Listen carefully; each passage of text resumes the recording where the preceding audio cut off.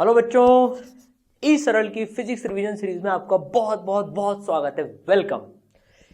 आज हम जो है, पहले मैं अपने बारे में बता देता हूं आपको, आप किससे पढ़ रहे हो रिवीजन सीरीज। भाई मैं हूं सारांश गुप्ता, मैं ई सरल में फिजिक्स फैकल्टी एंड मेंटर हूं। ठीक है, तो आज हम जो है क्लास 11th का जो पहला चैप्टर है ना, मस्त वाला जो पहला चैप्टर है वो रिवाइज करने जा रहे हैं, that is units and dimensions.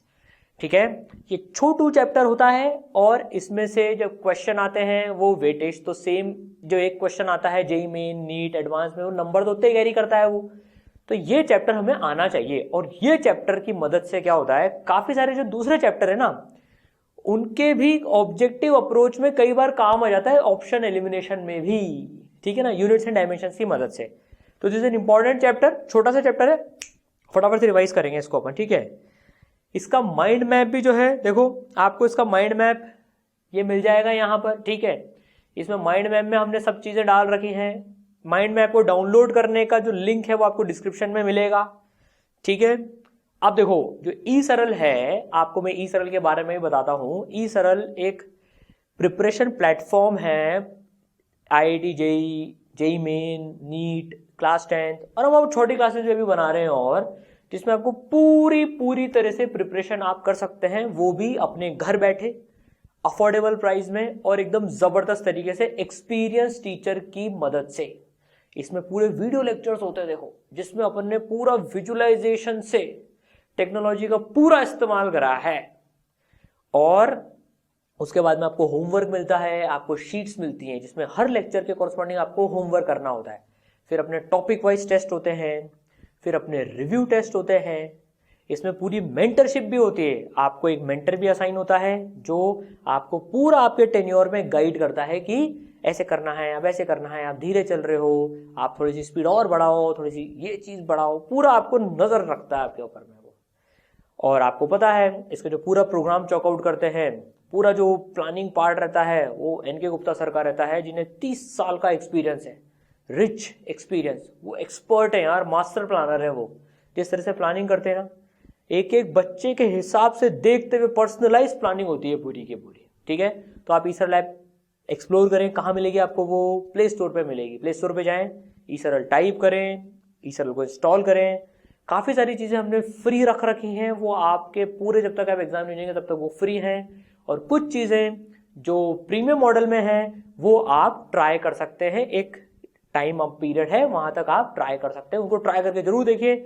और कुछ चीजें तो आपके पास में हमेशा के लिए फ्री पड़ी रहेंगी। ठीक है, तो इंस्टॉल करना ना भूलें। चलिए अब अपन जो है यूनिट डायमेंशन स्टार्ट करते हैं। तो सबसे पहले फिजिकल क्वांटिटीज क्या होती है भाई, एकदम बेसिक से स्टार्ट करेंगे। तो फिजिकल क्वांटिटीज क्या होती है? दैट कैन बी मेजर्ड, और उनसे फिजिकल इवेंट्स एनालाइज करते हैं। ठीक है, दूसरी चीज खटाखट होता जाएगा इसका, तो देखना फिजिकल क्वांटिटी को एन यू की तरह से एक्सप्रेस करते हैं, जहां पर एन होता है न्यूमेरिकल वैल्यू और यू होता है यूनिट। जैसे हम लिखते हैं 5 मीटर, इस चीज की लेंथ है भैया 5 मीटर, तो 5 न्यूमेरिकल वैल्यू, m यूनिट हो गया। सर यूनिट क्या होता है? यूनिट एक स्टैंडर्ड वैल्यू होती है जिसके अगेंस्ट मेजरमेंट करते हैं। Standard value of quantity against measurement is done, जैसे मीटर, किलोग्राम, सेकेंड, लीटर, बहुत सारी चीजें, केजी पर मीटर क्यूब, ये सब यूनिट्स हैं बेसिकली। ठीक है ना, एम्पियर, केल्विन। ठीक है, चलिए तो अब अगर हम बात करें सिस्टम ऑफ यूनिट्स की बात करते हैं, तो भाई लेंथ, मास, टाइम, 3 सिस्टम की बात करेंगे इस स्लाइड में। अपन इस वाले पार्ट में 3 सिस्टम की बात करेंगे, तो सीजीएस, एफपीएस और एमकेएस। सीजीएस सिस्टम क्या होता है? उसमें लेंथ सेंटीमीटर में नापते हैं, मास ग्राम में नापते हैं और टाइम सेकंड में नापते हैं। सीजीएस सेंटीमीटर, ग्राम, सेकंड। एफपीएस में क्या होता है? Foot, pound and second. Length foot में नापते हैं, मास पाउंड में नापते हैं और टाइम सेकंड में नापते हैं। एमकेएस में मीटर में नापते हैं लेंथ, मास किलोग्राम में नापते हैं और टाइम सेकंड में नापते हैं। समझ गए? ठीक है, तो सीजीएस, एफपीएस और एमकेएस। एक और सिस्टम जो होता है दैट इज एसआई सिस्टम। चलो वो देखते हैं, पहले उससे पहले फंडामेंटल क्वांटिटीज देख लेते हैं भैया। फंडामेंटल क्वांटिटीज क्या होती है? All quantities should be independent of each other, that is no quantity should be completely expressible in terms of other. तो फंडामेंटल क्वांटिटी का सेट होने के लिए पहली शर्त क्या है कि भैया सब इंडिपेंडेंट होनी चाहिए क्वांटिटीज एक दूसरे के। ठीक है, दूसरी शर्त क्या है? बाकी सारी क्वांटिटीज इन क्वांटिटीज की टर्म में एक्सप्रेस कर दे हो जानी चाहिए। ठीक है साहब, बहुत बढ़िया। तो भैया एक कॉन्फ्रेंस हुई सिस्टम इंटरनेशनल, उसमें 7 यूनिट्स डिसाइड करे गए, लेंथ, मास, टाइम तो थे ही सही। उनके एसआई यूनिट भी डिसाइड करे गए ताकि दुनिया में कोई कंफ्यूजन ना रहे, सब एक स्टैंडर्ड पे आ जाए। ठीक है, तो वो 7 क्वांटिटी क्या क्या है भाई, 7 क्वांटिटी फटाफट से देख लेते हैं वो अपन। तो 7 क्वांटिटी हमने लिख ली, length, mass, time, temperature, electric current, luminous intensity, amount of substance. उनके एसआई यूनिट भी लिख रहे हैं, metre, kilogram, second, kelvin, ampere, candela, mole. ठीक है, ये इनके सिंबल्स हैं, ये इनके एसआई यूनिट है। तो हमसे पूछे टेम्परेचर का एसआई यूनिट क्या है, केल्विन है। सेल्सियस एक यूनिट होता है लेकिन वो एसआई यूनिट नहीं होता है, केल्विन एसआई यूनिट होता है टेम्परेचर का। ठीक है, चलो भाई, तो 7 एसआई, 7 फंडामेंटल क्वांटिटीज हैं और उनके ये एसआई यूनिट्स हैं। ठीक है, चलिए भाई, बहुत अच्छी बात। अब 2 क्वांटिटीज और देख लेते हैं, प्लेन एंगल और सॉलिड एंगल। प्लेन एंगल का एसआई यूनिट होता है रेडियन, सॉलिड एंगल का होता है स्टेरेडियन। ठीक है ना, इसका सिंबल आरएडी और इसका एसआर। इनके बारे में थोड़ा जान लेते हैं भैया। प्लेन एंगल क्या होता है, हमको वैसे तो पता है प्लेन एंगल क्या होता है। तो देखो, ये हमने एक एंगल बनाया, ठीक है ना, थीटा से डिनोट कर रहे हैं। ये रेडियस अगर आर है, आर्क लेंथ एस है, तो प्लेन एंगल होता है arc length upon radius that is S by R. Arc length upon radius that is S by R. ठीक है, चलिए सॉलिड एंगल की बात करें। सॉलिड एंगल क्या होता है, जैसे हमने एक स्फेयर लिया, ये इसके सेंटर से एक सॉलिड एंगल बनाएंगे हम। ये तो ये एक टोपी वाला एरिया बना यहाँ पर, ये टोपी वाला जो एरिया बना, ये तो जो सॉलिड एंगल होता है, सॉलिड एंगल जो होता है that is area upon radius square. ये जो टोपी का जो एरिया, ये जो टोपी बन रही है, पूरी टोपी बन रही है, इसका area divide by radius square, ये होता है सॉलिड एंगल। ये होता है सॉलिड एंगल। ठीक है ना, पूरे स्फेयर का 4 पाई होता है, 4 पाई। ये पूरे स्फेयर का area 4 pi R square divide by R square is 4 pi. ठीक है ना, चलिए भाई, बहुत अच्छी बात। अब डिराइव्ड क्वांटिटीज क्या होती है भैया, डिराइव्ड क्वांटिटीज वो होती हैं जो फंडामेंटल क्वांटिटीज से डिराइव होती हैं। जैसे velocity that is length upon time, तो ये वेलोसिटी डिराइव्ड क्वांटिटी हो गई। Area length into length, length square derived quantity हो गई area. Density mass upon volume, volume मतलब हो गई लेंथ क्यूब, तो मास अपॉन लेंथ क्यूब। देखो फंडामेंटल क्वांटिटीज से इनको डिराइव कर ली, तो ये डिराइव्ड क्वांटिटीज है। फोर्स, एक्सेलरेशन, मोमेंटम, ये सब डिराइव्ड क्वांटिटीज हैं। ठीक है, बहुत अच्छी बात। डायमेंशन देखते हैं अब क्या होता है।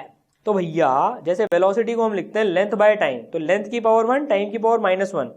तो जो खोपड़ी पे जो चीज टंगी हुई है ना, वो डायमेंशन होते हैं बेसिकली। तो dimension of velocity in length is 1। Velocity का डायमेंशन लेंथ में 1 है, वेलोसिटी का डायमेंशन टाइम में कितना है, -1 है। जो खोपड़ी पे टंगा हो, जो खोपड़िया पे टंगा हो, वो डायमेंशन होता है। ठीक है, अब इसको लिखने का एक तरीका होता है। इसको लिखने का कैसा तरीका होता है, जैसे हम ये स्क्वायर लगा देते हैं, यहाँ पर स्क्वायर ब्रैकेट लगा देते हैं। तो इसका मतलब है dimension of velocity is equal to LT-1। LT-1 है वेलोसिटी का डायमेंशन। तो ये स्क्वायर ब्रैकेट लगे हो मतलब डायमेंशन की बात हो रही है। वेलोसिटी का डायमेंशन है LT-1। लेंथ को ऐसे डिनोट कर रहे हैं, टाइम को T से डिनोट कर रहे हैं। ऐसा यूनिट डायमेंशन से ऐसा यूनिट निकाल सकते हैं या बिल्कुल निकाल सकते हैं। लेंथ का ऐसा यूनिट मीटर, टाइम का ऐसा यूनिट सेकंड। तो मीटर सेकंड -1, क्योंकि टी की खोपड़ी में -1 है, मीटर सेकंड -1। तो डायमेंशन गिवन हो तो उससे यूनिट भी निकाल सकते हैं, समझ गए। और यूनिट गिवन हो तो उससे डायमेंशन भी निकाल सकते हैं, समझ गए। ठीक है, चलो बहुत बढ़िया बात। अब क्वांटिटीज के जो सिंबल हमने देखे थे वो देख लेते हैं फटाफट से। 7 फंडामेंटल क्वांटिटीज जो हमने देखी थी, length, mass, time, temperature, electric current, amount of substance, luminous intensity. तो LMT ये इनके डायमेंशन सिंबल्स होते हैं। इसको थीटा और के दोनों से डिनोट करते हैं। I और S को डिनोट करते हैं करंट को, मोल और CD कैंडेला का CD। ठीक है, चलिए तो भाई यूनिवर्सल ग्रेविटेशन कांस्टेंट का डायमेंशन देख लेते हैं कैसे कैलकुलेट करेंगे। साथ साथ में कुछ कुछ सवाल भी हम करते जाएंगे इस रिवीजन वीडियो लेक्चर में, साथ साथ में हम सवाल भी करते जाएंगे। तो बने रहना एंड तक, पूरा खटाखट खटाखट खटाखट सब कुछ रिवीजन होता जाएगा। तो भाई देखो, जैसे F होता है G(m1m2/r²), हमें G का डायमेंशन निकालना है। तो G को पहले बाकी सबके टर्म्स में लिख दो, F(r²/m1m2). अब डायमेंशन लिखना स्टार्ट कर दो। फोर्स का डायमेंशन कैलकुलेट कर सकते हैं, मास इंटू एक्सेलरेशन से, mLT-2 याद होना चाहिए, तो mLT-2। ठीक है ना, तो भैया इसका डायमेंशन mLT-2, r² का l², मास का m, मास का m। ठीक है, सारे मास एक साथ, सारी लेंथ एक साथ, सारे टाइम एक साथ। तो भाई m1-2 नीचे सब्ट्रैक्ट के ऊपर आएगा, कैलकुलेशन कर ली तो ये आ गया m-1 L3T-2। इस तरह से आप किसी भी क्वांटिटी का डायमेंशन निकाल सकते हैं, समझ गए। चलिए बहुत अच्छी बात। अब थोड़ी और चीजें जानते हैं।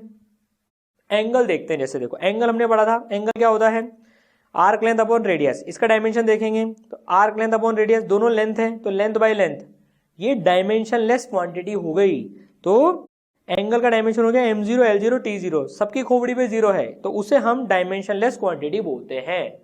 जिसके सब में डायमेंशन 0 हो तो उसे डायमेंशनलेस क्वांटिटी बोलते हैं। तो एंगल एक डायमेंशनलेस क्वांटिटी है। एंगल का यूनिट है रेडियन, लेकिन इसका डायमेंशन 0 है सारी क्वांटिटीज में, डायमेंशनलेस क्वांटिटी, ठीक है। इसी तरह से अगर हम एक और बात करें, अगर हम बात करें आपके सामने स्ट्रेन की, स्ट्रेन एक और फिजिकल क्वांटिटी है, that is delta L by L. Delta मतलब चेंज, मतलब L final minus L initial, delta मतलब चेंज। तो इसका डायमेंशन क्या होगा, L final minus L initial, minus हो रही है लेंथ तो भी तो इसका डायमेंशन लेंथ ही होगा, तो लेंथ बाय लेंथ, तो ये डायमेंशनलेस क्वांटिटी हो गई। तो ये भी एक डायमेंशनलेस क्वांटिटी है, स्ट्रेन डायमेंशनलेस क्वांटिटी है। समझ गए, चलिए बहुत बढ़िया। बोल्ट्जमैन कांस्टेंट, एक कंसेप्ट और सीखते हैं इसमें, जैसे E इक्वल टू 3/2 kT, इसका डायमेंशन निकालना है। तो भाई E क्या है, एनर्जी है, T क्या है, टेम्परेचर है, और K बोल्ट्जमैन कांस्टेंट है। तो देखो K कितना हो जाएगा, 2/3 E/T। अभी 2/3 जो है ये डायमेंशनलेस नंबर है।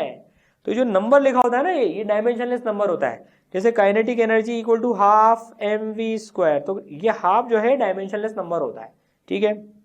चलो भाई बहुत अच्छी बात। तो ये सीखने की बात है कि 2/3 डायमेंशनलेस नंबर है। अब तो कुछ नहीं बचा, अब तो कैलकुलेट कर लेंगे। सीखने की बात इसमें यही थी, एग्जाम्पल मैंने इसलिए लिया है ताकि आपको 2/3 डायमेंशन नंबर है ये रिवाइज करा दूं, ठीक है। हो गया रिवाइज, झट झट झट झट झट झट झट रिवाइज चलता जा रहा है अपना। चलो आगे बढ़ते हैं। Angle and trigonometric function are dimensionless quantity. जो एंगल होते हैं और ट्रिग्नोमेट्रिक फंक्शंस होते हैं वो डायमेंशनलेस होते हैं। एंगल का तो हमने देख ही लिया था भैया, डायमेंशनलेस होता है। अभी साइन थीटा देखेंगे ना, साइन थीटा होता है perpendicular upon hypotenuse, length by length, तो ये भी डायमेंशनलेस क्वांटिटी होगी। कॉस थीटा ले लो आप, breadth by hypotenuse, length by length, dimensionless quantity. तो sine theta, cos theta, tan theta, cot theta, cosec theta और सेक थीटा सब डायमेंशनलेस क्वांटिटीज होती है ये, ठीक है, डायमेंशनलेस होती है ये। चलिए, ऑल एक्सपोनेंट्स आर डायमेंशनलेस।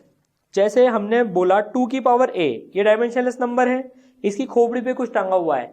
खोपड़ी पे जो टंगा होता है वो डायमेंशनलेस होता है। देखो खोपड़ी पे जो टंगा होता है वो डायमेंशनलेस होता है। और जैसे 2 की पावर 3, एक डायमेंशनलेस नंबर की कुछ भी पावर डायमेंशनलेस होगी। लेकिन समझने की बात क्या है इसमें, जैसे वेलोसिटी का स्क्वायर है, वेलोसिटी का स्क्वायर है तो ये स्क्वायर डायमेंशनलेस होगा, ये 2 डायमेंशनलेस होगा। लेकिन वेलोसिटी का स्क्वायर डायमेंशनलेस नहीं होगा, ये LT-1 का स्क्वायर, L²T-2 होगा इसका डायमेंशन। समझना, स्क्वायर का जो 2 है वो डायमेंशनलेस है, लेकिन वेलोसिटी का स्क्वायर पूरी क्वांटिटी डायमेंशनलेस नहीं है। तो ध्यान रखना, एक नंबर, डायमेंशनलेस नंबर की पावर डायमेंशनलेस होती है, पर एक क्वांटिटी का स्क्वायर या क्यूब कुछ भी हो वो डायमेंशनलेस नहीं होता, ठीक है। चलिए, logarithm function and its argument are dimensionless. तो जो लॉगरिथम फंक्शन होते हैं, जैसे log a, तो a डायमेंशनलेस हुआ और log a भी डायमेंशनलेस होता है। तो लॉगरिथम फंक्शंस भी डायमेंशनलेस होते हैं। चलिए बहुत बढ़िया, मजा आ गया, रिवाइज हो गया पूरा ये। अब कुछ ट्रू और फॉल्स आप आंसर करना। देखो अब आपको एक क्वेश्चन रैपिड फायर राउंड में आंसर करना। A dimensionless quantity must be unitless. जो डायमेंशनलेस क्वांटिटी वो यूनिटलेस होनी चाहिए। ट्रू की false? Yes, false.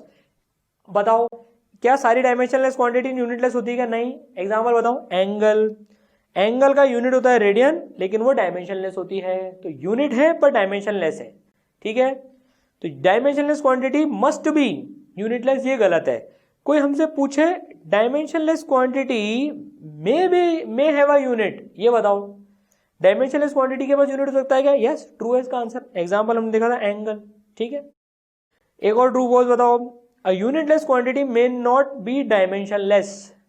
Unitless quantity may not be, may और मस्ट का खेल चल रहा है इसमें। एक एग्जांपल है क्या यूनिटलेस क्वांटिटी का जो डायमेंशनलेस नहीं हो? मे नॉट बी डायमेंशनलेस, जिसका यूनिट ही नहीं है कुछ भी, उसका डायमेंशन कैसे हो सकता है यार? ये तो फॉल्स हो गया। एक भी क्वांटिटी ऐसी नहीं मिलेगी जिसका यूनिट ही नहीं है पर उसका कुछ डायमेंशन है, क्योंकि अगर डायमेंशन होता तो यूनिट तो कुछ होता ही सही, ठीक है। तो ये फॉल्स हो गया स्टेटमेंट। समझ गए? समझ गए सर। चलो एप्लीकेशन ऑफ डायमेंशंस देखते हैं। अब ये इंपॉर्टेंट पार्ट है इस चैप्टर का। मोस्टली क्वेश्चंस जो है वो इसी पार्ट में से आते हैं। आप जेईई मेन ले लो, नीट ले लो, जे एडवांस ले लो, वो एप्लीकेशंस ऑफ डायमेंशंस में से ही आते हैं। हम 3 एप्लीकेशंस पढ़ने वाले हैं डायमेंशंस के, ध्यान से पढ़ना, और एक एक एग्जाम्पल भी देखेंगे सब में, ठीक है। देखो सबसे पहला है to check dimensional correctness of an equation using principle of homogeneity of dimensions. हम डायमेंशनल करेक्टनेस चेक कर सकते हैं इक्वेशन की प्रिंसिपल ऑफ होमोजेनिटी यूज करते हुए। प्रिंसिपल होमोजेनिटी क्या कहता है या कि only same physical quantities can be added और सब्ट्रैक्टेड, मतलब कि अगर कोई क्वांटिटीज ऐड और सब्ट्रैक्ट हो रही है तो उनका डायमेंशन सेम होना चाहिए। जैसे कि अगर एक quantity x equal to A plus B या फिर x equal to A minus B, तो जो x का डायमेंशन होगा वो a के डायमेंशन के बराबर होगा और वो b के डायमेंशन के बराबर होगा। जो क्वांटिटीज ऐड सब्ट्रैक्ट होती हैं उनके डायमेंशन सेम होने चाहिए और जो रिजल्ट होता है उसका डायमेंशन भी उतना होता है। ये प्रिंसिपल ऑफ होमोजेनिटी है। इससे हम किसी भी इक्वेशन की करेक्टनेस चेक कर सकते हैं। जैसे s is equal to U T plus half A T square, मानो ये हाफ हमको सही गिवन है, डायमेंशनली करेक्ट है कि नहीं बता सकते हैं। तो जैसे s l हो गया, s का डायमेंशन डिस्प्लेसमेंट है तो l हो गया, u का dimension L T minus one into time, तो ये भी l हो गया, सही है भैया। हाफ डायमेंशन ले से a है एल टी माइनस टू और ये टी स्क्वायर का ये, तो देखो ये l ये l और ये पूरा l, सही है, डायमेंशनली करेक्ट है इक्वेशन ही, ठीक है। सवाल कैसे आते हैं भैया, सवाल कुछ ऐसे आते हैं, acceleration of particle is given as a equal to ax plus bt। Simple सवाल ले लिया, रिवाइज कर रहे हैं क्योंकि अपन, where x is distance and t is time, find dimension of a and b। तो a और b का डायमेंशन हमको बताना है, a एक्सेलरेशन है।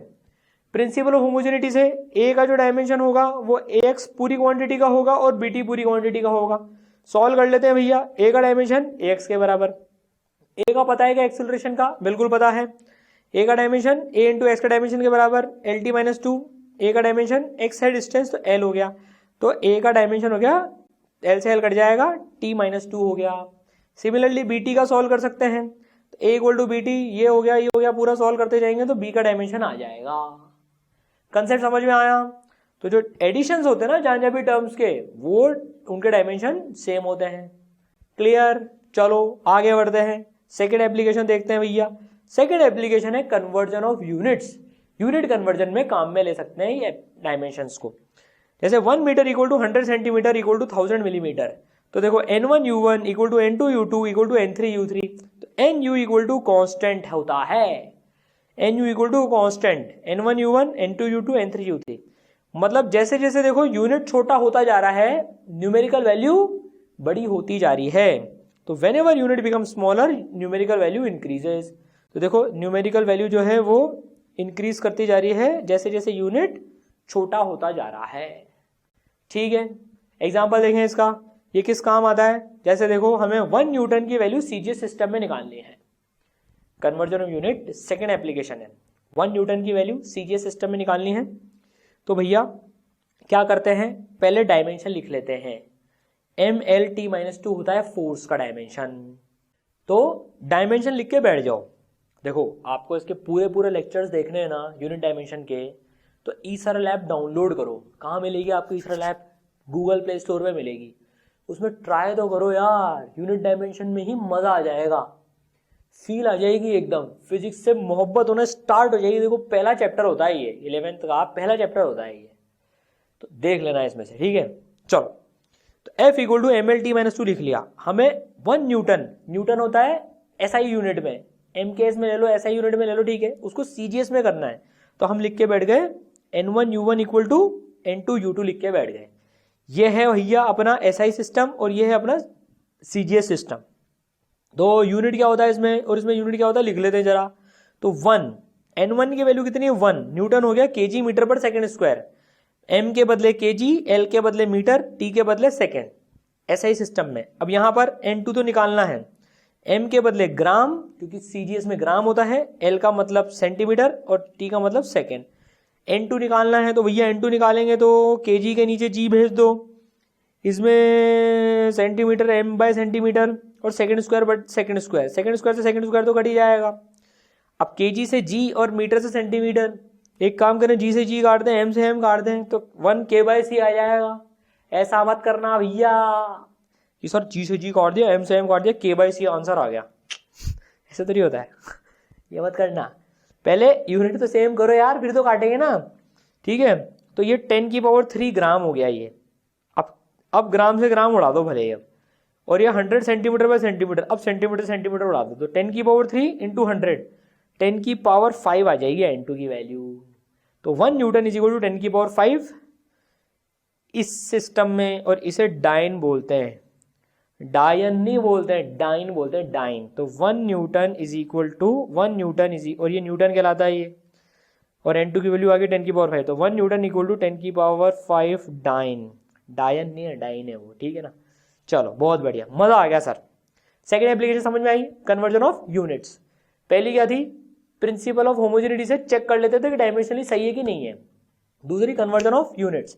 तीसरी देखते हैं भैया, तीसरी एप्लीकेशन क्या है, to derive relationship between physical quantities product type. तो हम फिजिकल क्वांटिटीज के बीच में रिलेशन डिराइव कर सकते हैं जो प्रोडक्ट टाइप हो वो, ठीक है ना। जैसे कि time period of simple pendulum depend on it length and acceleration due to gravity. Time period length और एक्सेलरेशन पे डिपेंड कर रहा है। Find expression for time period. तो भैया हम लिख के बैठ जाएंगे T प्रोपोर्शनल टू L की पावर है G की पावर B।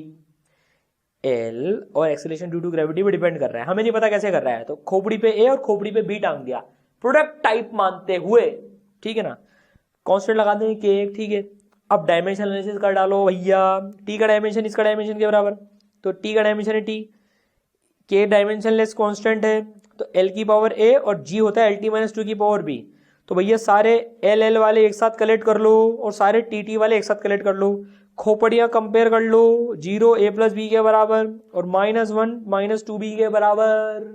खोपड़ी बाय खोपड़ी कंपेयर कर लो, दिस खोपड़ी एंड दिस खोपड़ी, तो A plus B equal to 0 और -2B equal to 1, -2B equal to, अरे -1 आएगा, नहीं +1 है, तो भैया +1 है ये, तो -2B इक्वल टू 1 आ गया, ठीक है। तो सॉल्व हो जाएगा, B की वैल्यू -½ आ गई और A की वैल्यू ½ आ गई। खोपड़ी पे टांग दो वापस से, तो T is equal to K L की पावर ½ G की पावर -½ तो बस ये सॉल्व हो गया, ये K √L/G। इस K की वैल्यू डायमेंशन की मदद से नहीं निकाल सकते हैं हम, इसके लिए तो दूसरी चीजें चाहिए होगी, पर हाँ √L/G की तरह से डिपेंड कर रहा है, ये जरूर निकाल लिया। तीसरा डायमेंशन, तीसरा एप्लीकेशन समझ में आया। पहला प्रिंसिपल ऑफ होमोजेनिटी, दूसरा कन्वर्जन ऑफ यूनिट, तीसरा रिलेशन डेरिवेशन, ठीक है। चलो वेरी गुड। अब एक टाइप का क्वेश्चन और आता है इसमें, can momentum mass velocity form of fundamental set. क्या ये तीन क्वांटिटीज मिलाकर फंडामेंटल सेट बना सकती हैं क्या। तो फंडामेंटल सेट की पहली प्रॉपर्टी देखते हैं इसमें, क्या एक को अपन बाकी दो के टर्म्स में लिख सकते हैं क्या। अगर लिख सकते हैं तो ये डिपेंडेंट क्वांटिटी होगी, डिराइव्ड क्वांटिटी होगी ये। तो वैसे तो momentum equal to mass into velocity होता है, तो सीधे सीधे दिख रहा है कि इसका आंसर तो नो है, लेकिन इसको सिस्टमेटिक तरीके से कैसे करते हैं, एक क्वांटिटी को दो के टर्म में लिखने की कोशिश कर लो। P प्रोपोर्शनल टू M की पावर है V की पावर B। अगर A और B की कुछ वैल्यू मिल जाती है आपको, मतलब ये फंडामेंटल सेट नहीं है, ठीक है। तो सॉल्व कर लेंगे भैया, सॉल्व कर लिया, तो A इक्वल टू 1 आ गया, B इक्वल टू 1 आ गया। Momentum can be expressed in terms of mass and velocity, तो इसको आप फंडामेंटल सेट नहीं ले सकते हो, ठीक है। तो कभी भी ऐसा क्वेश्चन आए तो क्या करना है आपको, एक क्वांटिटी को बाकी दो के टर्म्स में लिख लो। अगर लिख पा रहे हो सॉल्व करने के बाद तो फंडामेंटल सेट नहीं है, ठीक है। चलो बहुत बढ़िया। अब एक और चीज देखते हैं अपन, लिमिटेशंस ऑफ डायमेंशनल मेथड। ये जो डायमेंशनल एनालिसिस हमने किया है, इसके लिमिटेशन क्या है। तो देखो पहला लिमिटेशन, इसके कुछ लिमिटेशंस भी होते हैं। पहला लिमिटेशन क्या है, the relation derived from this method gives no information about the dimensional constants, dimensionless constants. जैसे हमने T equal to K √L/G निकाला, तो K की हमें कोई इंफॉर्मेशन नहीं पता पड़ेगी इससे, ये इसकी लिमिटेशन नंबर 1 है, ठीक है ना। दूसरी लिमिटेशन क्या है, the dimensionless quantity to be derived must be of multiplication type. We can not derive relations if addition और सब्ट्रैक्शंस आर इन्वॉल्व्ड। अगर एडिशन और सब्ट्रैक्शंस इन्वॉल्व्ड है ना, तो हम वो डिराइव नहीं कर सकते हैं। S equal to UT plus ½ हम डिराइव नहीं कर सकते हैं इस मेथड से, क्योंकि किसी ने हमको बोला S dependent on U, A और T है, तो हम तो मल्टीप्लीकेशन खोपड़ी पे ही कुछ A B C टांग देंगे और सॉल्व करेंगे, ये रिलेशन नहीं निकाल पाएंगे, ठीक है। समझ गए सर, बिल्कुल अच्छे से समझ गए। तीसरी बात क्या है, तीसरी limitation, this method is not applicable when unknown variables are more than equations present.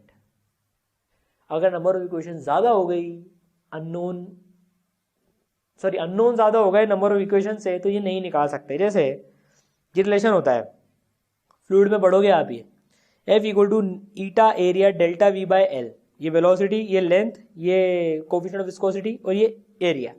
अब आप देखो इसको ऐसे लिखेंगे, F equal to N A B V C L D, 4 variable हो गए, लेकिन खोपड़ी तो 3 ही है, 1 2 और 3, तो हमें 3 इक्वेशन ही मिलेंगी। भाई खोपड़ी लोग तो 3 ही है ना, तो 3 इक्वेशन ही मिलेंगी, लेकिन वेरिएबल है 4, तो ये रिलेशन हम डिराइव नहीं कर सकते हैं। ठीक है, इसको नहीं कर सकते डायमेंशनल एनालिसिस से, तो ये भी लिमिटेशन है। ठीक है, अब एक इंपॉर्टेंट की पॉइंट, अभी लास्ट की पॉइंट है इस चैप्टर का, फिर पूरा रिवीजन इसका कंप्लीट हो जाएगा। इसका की पॉइंट क्या है, ये कई बार आ जाता है, इसको ध्यान से सुनना। डायमेंशनली करेक्ट इक्वेशन मे और मे not B correct, but dimensionally incorrect equation must be incorrect. वापस बोलता हूं, डायमेंशनली करेक्ट इक्वेशन मे और मे नॉट बी करेक्ट। जो इक्वेशन डायमेंशनली करेक्ट है वो एक्चुअल में सही हो भी सकती है और नहीं भी हो सकती है। जैसे कि S equal to U T plus A T square, इसका डायमेंशन है L, इसका है L, इसका है L, तो डायमेंशनली तो ये करेक्ट है, डायमेंशनली तो ये इक्वेशन करेक्ट है, पर असल जिंदगी में ये इक्वेशन इनकरेक्ट है, क्योंकि यहां से हाफ मिसिंग है। तो डायमेंशन से पूछेंगे तू बता बता बता बता इक्वेशन सही है कि नहीं है, डायमेंशन बोलेगा बहुत बढ़िया सही है, प्रिंसिपल ऑफ होमोजेनिटी लग रहा है L L L, बहुत बढ़िया शाबाश, लेकिन ये असल में सही नहीं है। हाफ होता तो भी डायमेंशन बोलता सही सही सही सही सही, और ये तब सही में सही होती, सही में सही होती। ठीक है चलो, ठीक है, समझ में आई बात। दूसरी बात देखते हैं, जो इक्वेशन डायमेंशनली इनकरेक्ट होती है, जो इक्वेशन डायमेंशनली इनकरेक्ट होती है वो तो हमेशा ही गलत होगी। जैसे S equal to U plus half A T square, L L T minus 1 और L मैच ही नहीं कर रहे हैं, तो जो इक्वेशन डायमेंशन से ही सही नहीं हो वो एक्चुअल में भी सही नहीं होती है। तो dimension incorrect equation and actually incorrect equation, समझ गए सर, अच्छे से समझ गए। ठीक है, तो देखो हमने पूरा यूनिट और डायमेंशन रिवाइज कर लिया, आप इसको बहुत अच्छे से रिवाइज कर लें। वीक चैप्टर है अगर आपका तो 2 बार कर लें, वैसे जनरली यूनिट डायमेंशन वीक होता नहीं है, पर हो तो 2 बार इसको रिवाइज कर ले, और स्ट्रॉन्ग चैप्टर है तो इसको 2x की स्पीड से देख ले। ठीक है, और ई सरल का चैनल आप सब्सक्राइब करना ना भूले यार, सब्सक्राइब कर लो, बहुत बहुत बहुत इंटरेस्टिंग चीजें आने वाली हैं। रिवीजन सीरीज में भी तो चल रही है और बहुत सारे वीडियोस हम आपके लिए लाते रहेंगे, सब्सक्राइब कर लो, और जो बेल आइकन है ना उस पर भी क्लिक कर लो, ताकि नोटिफिकेशन आपके पास में आते रहेंगे, कोई इंपॉर्टेंट इंफॉर्मेशन मिस नहीं हो जाए। चलो, ऑल द बेस्ट।